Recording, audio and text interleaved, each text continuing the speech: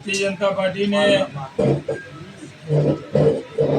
Team बनाई है जिसमें रविशंकर जी, राजीव प्रताप रूडी जी, संजय जायसवाल जी, मैं बिहार के 38 जिला में जाएंगे। 38 जो प्रशासनिक जिला, मेरा अब ये 13वां जिला है। मैं लगातार चल रहा हूँ। ऐसे ये जो इनकी सत्ता अधिकार यात्रा है, इसके कहीं आगे कहीं पीछे मैं चल रहा हूँ। मैंने भी यात्रा शुरू की है सासाराम भभुआ से, औरंगाबाद गया, वहाँ से नवादा गया, नालंदा गया, वहाँ से विजय सिंह प्रमुख जी जो भागलपुर ज्वाइंट जिला था जब बांका, तब के नेता, उनका देहांत हो गया था तो मुझे भागलपुर लौटना पड़ा बीच में। उनको अंतिम दर्शन करके माल्यार्पण करके मैं फिर यात्रा में शुरुआत हमने की, जहां मुंगेर, लखीसराय, शेखपुरा, जमुई करने के बाद मैं बांका आया हूं। बांका से भागलपुर जाऊंगा। भागलपुर के होने के नाते नहीं, मतलब प्रदेश के नाते जाऊंगा भागलपुर। फिर वहाँ से कटिहार, पूर्णिया, अररिया, किशनगंज, फिर मधेपुरा, खगड़िया, बेगूसराय होते हुए समस्तीपुर, दरभंगा, मधुबनी होते हुए मैं 28 तारीख को मैं भी, जितने दिन इन लोग की यात्रा चल रही है, हमारी यात्रा भी उतनी चल रही है और इनको एक्सपोज भी करना है, इनको बताना भी है। लेकिन सबसे सौभाग्य है कि हमारे देश के प्रधानमंत्री नरेंद्र मोदी जी कल बिहार में 53वीं बार आ रहे हैं। 53 टाइम्स बिहार आ रहे हैं। कितना प्यार करते हैं बिहार। और वहाँ पे ज्ञान और मोक्ष की भूमि गया जी में वो कल प्रधानमंत्री बिहार को बड़ी सौगात देंगे। हम सबको उसका इंतजार है। पीछे में बातचीत बंद करा दीजिए, पीछे में बातचीत बंद कर दीजिए नेताजी।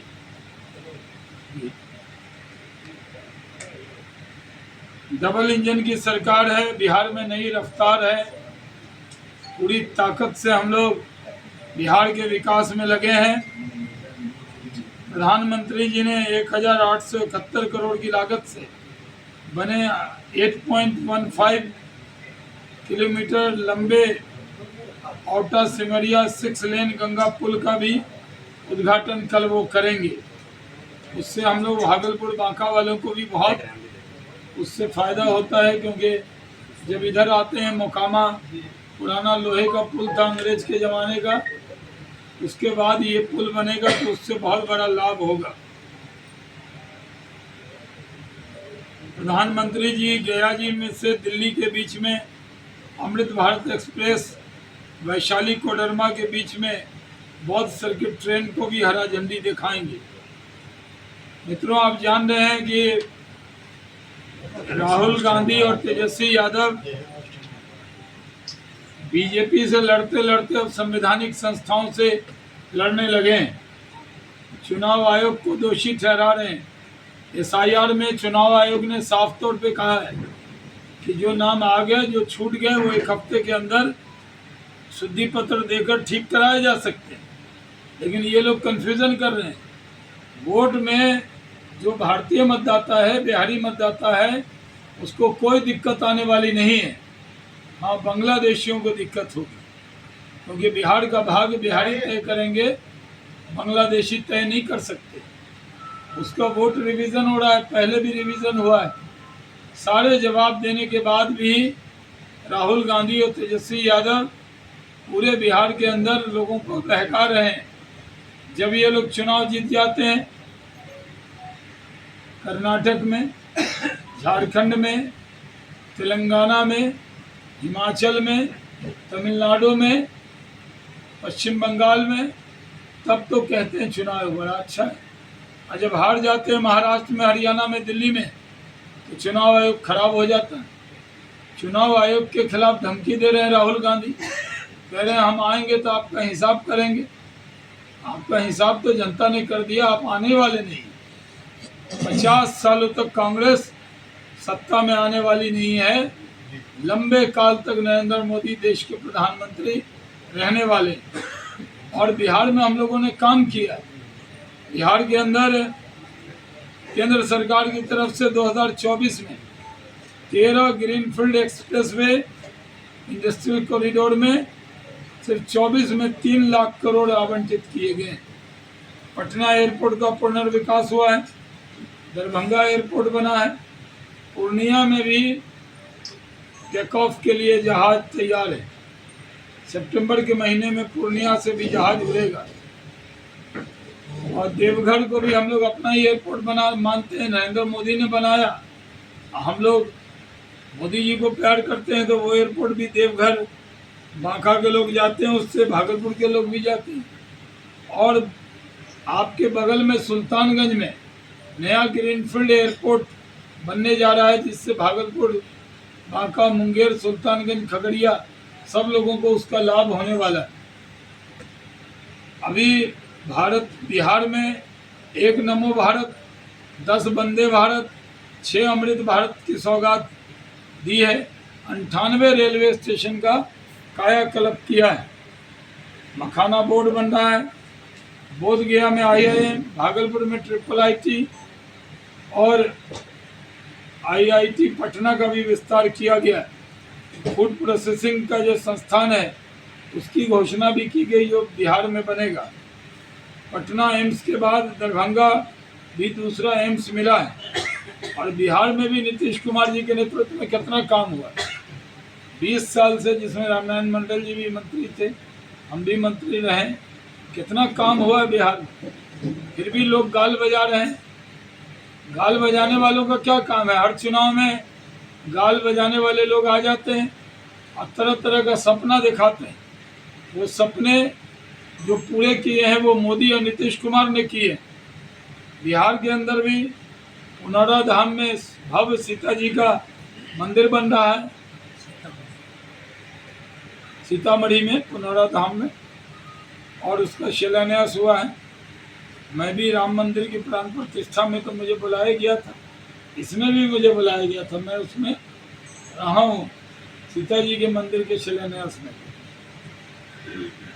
और PMCH दुनिया का सबसे बड़ा अस्पताल दूसरे नंबर का बन रहा है अभी तक जी। 5000 बेड का 50 लाख से ज़्यादा युवा को रोजगार दिया है। आप जानते हैं कि इंडस्ट्री के क्षेत्र में कितना काम हुआ। लालू जी के ज़माने में अपना उद्योग मशहूर था, और नीतीश जी के ज़माने में इथेनॉल उद्योग मशहूर हो गया। आज ग्रेन बेस इथेनॉल में, यानी मक्का से, चावल से इथेनॉल बनाने में पूरे देश में नंबर 1 राज्य बिहार बन गया। तो हमने नंबर 1 बना के दिखाया।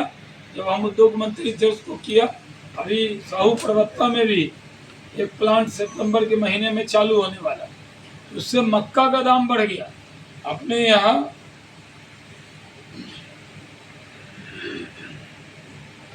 यहाँ जो मक्का था पहले 800-900 में, नौगछिया में पैकार ले जाता था, पैसे नहीं देता था, हम लोग वसूलवाते रहते थे। आज खेत में पैसा दे के जा रहा है, यानी एडवांस दे के जा रहा है। 2200-2400 रुपये मक्का किलो बन रहा है। किसानों के चेहरे पर लाली आ गई है। हर घर में 125 यूनिट बिजली मिलना शुरू हो गया। अब हम लोगों ने राजद कांग्रेस की बत्ती गुल कर दी है, क्योंकि 125 यूनिट बिजली हम दे रहे हैं। सर, हम लोगों ने जी 20,000 करोड़ का साल भर का हम लोग ये योगदान करेंगे। बुजुर्ग, विधवा, दिव्यांग पेंशन 400 से 1100 कर दिया, मिलने लगा है। सरकारी नौकरी में 35% आरक्षण कर दिया गया है महिलाओं के लिए। पुलिस डोमिसाइल नीति लागू कर दी गई है। अभी बिहार पुलिस में 30% महिला के लिए आरक्षण है। बिहार में 8,000 पंचायत में मैरिज हॉल हम लोग बना रहे हैं। कितना दिक्कत होता था लोगों को, अब मैरिज हॉल बन जाएगा। हम लोग रसोईया का मानदेय जो है 3300 कर दिया है। ममता आशा कार्यकर्ता का मानदेय बढ़ाया है। जेपी सेनानी का भी डबल कर दिया है। हम लोग बांका में भी, आप कह रहे होंगे क्या काम किया, तो बांका में भी ओढ़नी डैम को पर्यटन स्थल के रूप में विकसित किया गया। बांका में ऑर्डिनेंस कॉरिडोर बनाने की प्रक्रिया तेजी से चल रही है। बांका एलपीजी बॉटलिंग प्लांट शुरू होने से हजारों लोगों को प्रत्यक्ष अप्रत्यक्ष रोजगार मिला है। लगभग 402 करोड़ की लागत से बांका मेडिकल कॉलेज अस्पताल का निर्माण कराया जाएगा। बांका में बिहार के पहले स्मार्ट विलेज का उद्घाटन किया गया। मंदार पर्वत पर बिहार की दूसरी रोपवे सेवा शुरू की गई। जो लोग कहते हैं बिहार में काम ही नहीं हुआ, उसका आंख खोलने के लिए हम आए। प्रगति यात्रा के दौरान कटोरिया के डिग्री कॉलेज की घोषणा की गई। 150 करोड़ की लागत से बिलासी नदी पर पुल का निर्माण कराया जाएगा। आदरणीय प्रधानमंत्री ने बांका को 4 बाईपास की सौगात दी है। अमृत भारत स्टेशन योजना में बांका स्टेशन का कायाकल्प होना तय है और इसलिए हम लोगों को अब 2-3 पेज और है, वो सब नहीं बताएंगे, वो तो हम ऐसे बता देते हैं। हम लोग बिहार का विकास हमने किया है, हम ही करेंगे। तेजस्वी यादव और राहुल गांधी कितना भी घूम ले, ये घूमते रहेंगे और हम लोग सरकार बना लेंगे। भारतीय जनता पार्टी एनडीए गठबंधन के साथ इकट्ठे चुनाव लड़ेगी, नीतीश कुमार के नेतृत्व में लड़ेगी और जीतेगी, इसमें कोई शक की गुंजाइश नहीं। पार्लियामेंट में जब कल भ्रष्टाचार के खिलाफ बिल लाया गया कि कोई भी नेता अगर 30 दिन से ज़्यादा जेल में रह ले, तो कहता था अरविंद केजरीवाल मुख्यमंत्री रहते हुए जेल से कहता था साइन करेंगे। ये क्या तरीका है? अगर जेल होगा तो आपको जाना पड़ेगा। ये जब बिल लाए तो उसका अपमान किया गया संसद के अंदर, जो दुर्भाग्यपूर्ण है। ये बातें मैंने अपने तरफ से कही है, फिर भी आपको लगता है कुछ बात छूट गई है तो आप पूछ सकते हैं। अच्छा सर, जैसे आपने बोला कि एसआईआर को लेकर राहुल गांधी और तेजस्वी यादव बोल रहे हैं, क्या भाजपा को सचमुच में एसआईआर में कुछ कमी नहीं दिख रही है? जब तक 65 लाख लोगों का जो नाम काटा गया और सुप्रीम कोर्ट तक जब तक आदेश नहीं आया और उसके विरुद्ध आप लोग भी आवाज़ नहीं उठा रहे थे कि उन 65 लाखों लोगों का नाम बाहर आना चाहिए। जब हम लोगों को क्यों आवाज़ उठाना था? जब चुनाव आयोग सक्षम है, संवैधानिक संस्था है, 2 पप्पू मिलके उसको टारगेट कर देंगे, कैसे होगा? चुनाव आयोग एक प्रतिष्ठित संस्था है और उस संस्था में प्रेस कॉन्फ्रेंस करके कहा था कि मकान नंबर है 0। अरे जिसका हाउस होल्ड नहीं है वहाँ 0 लिखा, बता दिया। राहुल गांधी को माफ़ी मांग लेनी चाहिए। और चुनाव आयोग ने कहा कि जो नाम त्रुटि है उसको जमा करें, ठीक हो जाएगा। और उसमें जरूरी नहीं है कि सारे जो नाम हैं वो 65 लाख दिया है तो सारे 65 लाख लोग छूटे। बहुत लोग उसमें डेथ भी कर गए। लेकिन ये चुनाव आयोग का काम है, ये हमारा या पॉलिटिकल पार्टी का काम नहीं है। चुनाव आयोग अपनी जिम्मेदारी को निभा रहा है और जब गलत आरोप लगेगा तो एक जिम्मेदार पार्टी के नाते हम उस बात को अंकित करेंगे। सर, विपक्ष का ये भी आरोप है कि भाजपा चुनाव आयोग का मुखौटा बन गया है। ये आरोप है, आप भी कह रहे हैं तो नहीं, ये आरोप लग रहा है सर, हम नहीं कह रहे हैं। कहा कि आरोप है, मैं भी कह रहा हूँ आरोप नहीं। मतलब इसमें सच्चाई क्या है? भाजपा की सच्चाई नहीं है, आरोप है। अच्छा, भाजपा चुनाव आयोग के पक्ष में नहीं बोलती है? चुनाव के पक्ष में तो हर नागरिक को बोलना चाहिए। संवैधानिक संस्था है, वही चुनाव कराता है। प्रदेश कमाने गए मजदूरों का भी नाम कट गया है, उसके विषय में क्या? कोई नाम कटेगा नहीं, जो नाम रह गया है वो जोड़ा जाएगा। अच्छा सर, एक क्वेश्चन है देश की सबसे बड़ी पार्टी कांग्रेस और भाजपा चुनाव आयोग पे आरोप लगाई। एक तरफ राहुल गांधी लगाए, एक तरफ अनुराग ठाकुर लगाए।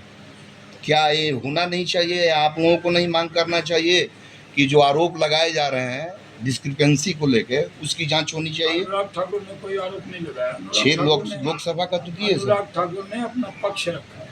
हम लोग भी अगर एक जगह वोटिंग होती है, कहीं पर कोई गड़बड़ी होती है तो हम पक्ष रखते हैं। पक्ष रखना आरोप नहीं। गडकरी जी ने भी आरोप लगाया था आयोग पे कि मेरा भी वोट 3.5 कटवा दिया लाख। गया था। नितिन गडकरी जी ने आरोप लगाया था महाराष्ट्र चुनाव को लेकर के उनका भी वोट काट दिया गया था साजिश के तहत। गडकरी जी ने क्या कहा था? कि 3.5 लाख वोट काट कटवाए। दिए गए थे साजिशन।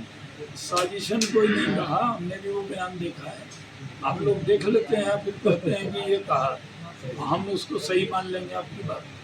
कई बार नाम लेने में करने में नोट गिनते हैं तो 100 का नोट 99 गिन के दे देते हैं। सामने वाला कहता मालिक एक को कम 6 दो, फिर एक दे देते हैं। तो अगर वोट गिना है कहीं पे कोई त्रुटि है तो दूर हो जाएगी, उसमें क्या दिक्कत? नहीं वो वोट काटने का आरोप लगाए हैं सर राजीव सरदेसाई के साथ इंटरव्यू में। नहीं लगा। और इधर से सवाल नहीं है कोई।